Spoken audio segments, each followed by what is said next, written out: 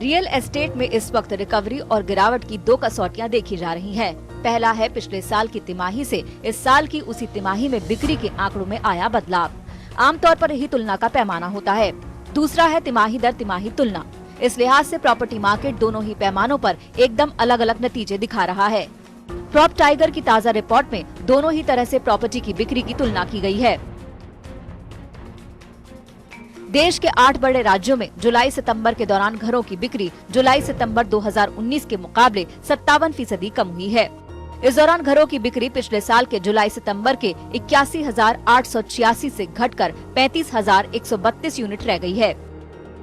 लेकिन जैसे ही तुलना का पैमाना लॉकडाउन की तिमाही यानी अप्रैल जून से किया जाता है, तो फिर जुलाई सितंबर तिमाही रियल एस्टेट सेक्टर का उत्साह बढ़ा रही है। अप्रैल जून की तुलना में जुलाई सितंबर में घरों की बिक्री 85% बढ़ी है। प्रॉप टाइगर का कहना है कि लॉकडाउन में खरीदारी ना हो पाना इसकी मुख्य वजह रही है। साथ ही बढ़ोतरी अब आगे डिमांड में इजाफा होने के संकेत भी हैं।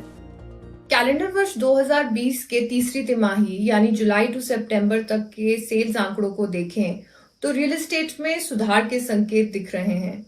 नेशनल लॉकडाउन के तहत जो डिमांड मार्केट से चली गई थी वो अब धीरे धीरे वापस आती नजर आ रही है।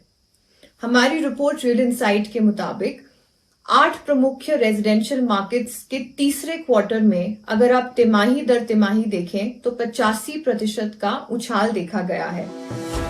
जुलाई सितंबर तिमाही में अप्रैल जून के मुकाबले नए लॉन्च की भी वापसी हुई है। हालांकि जैसे ही तुलना जुलाई सितंबर 2019 से की जाती है, वैसे ही तुरंत लुढ़क जाता है। जुलाई सितंबर में नए लॉन्च अप्रैल जून के मुकाबले 58% बढ़ गए, जबकि जुलाई सितंबर 2019 के मुकाबले ये 86% कम हुए हैं। इस दौरान कुल बिक्री में मुंबई और पुणे की हिस्सेदारी 41% रही, जबकि बेंगलुरु 14% के साथ दूसरे और दिल्ली एनसीआर 13% के साथ तीसरे पायदान पर है। रिपोर्ट में दावा है कि कुल बिक्री का 45% अफोर्डेबल हाउसिंग यानी 45 लाख से कम कीमत के घरों की बिक्री से आया है। रेजिडेंशियल रियल एस्टेट में रिकवरी की शुरुआत हमें लगता है हो गई है। सितंबर में सकारात्मक रुझान दिख रहे हैं और भी कई मैक्रो इकोनॉमिक इंडिकेटर्स यही दर्शाते हैं कि मार्केट रिकवरी रोड पर है।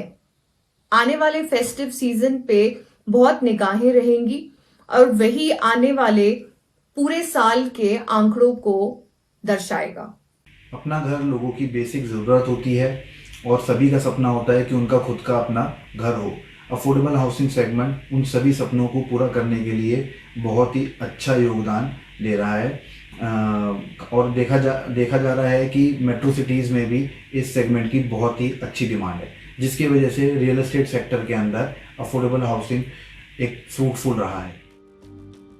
रिपोर्ट के मुताबिक 45 से 75 लाख के घरों की बिक्री में करीब 27% हिस्सेदारी है, जबकि 75 लाख से महंगे घरों की बिक्री में 28% हिस्सेदारी रही है।